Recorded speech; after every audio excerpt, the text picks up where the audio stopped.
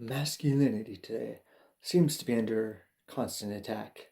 Not long ago, the American Psychological Association made headlines when they labeled traditional masculinity as harmful, even going as far as calling it a disorder. That's right, a disorder. One person who has been very vocal about this is Jordan Peterson. He says it wasn't just a mistake, it's something much worse, what he calls anti-truth. And when you think about it, isn't that exactly what's happening today? We're sending our kids to universities, paying big bucks, not just for them to learn falsehoods, but to be taught the very opposite of truth. Think about that for a moment.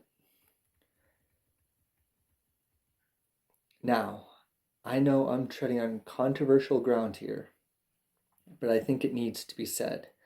People love to ask, what about doctors? Don't they go to college? Of course they do. But let's be clear. My cousin went through medical school at UCLA, but it wasn't just about sitting in a classroom for 4 years. Most of his education came through hands-on experience, mentorships, and residencies in hospitals. He learned by doing, not by memorizing theories or attending lectures. So, what's really valuable here? In many cases, it's not the degree itself, but the connections and real world experiences you gain.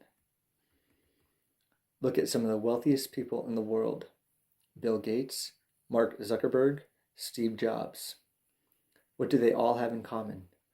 They dropped out of school, but the key wasn't the degree, it was the network they built while they were there. Gates and Paul Allen met at Harvard. Zuckerberg found his early investors there. It wasn't about the classes or the curriculum. It was about the relationships they formed. That's what opened doors for them. And here's another truth, one that doesn't get talked about enough. College today is more than 60% women. That's a huge shift, and it makes you wonder, why are so many women going to college while men are stepping back? Especially when you hear from the self-help community for men, one of the main messages is college isn't worth it. But is it? Is it really?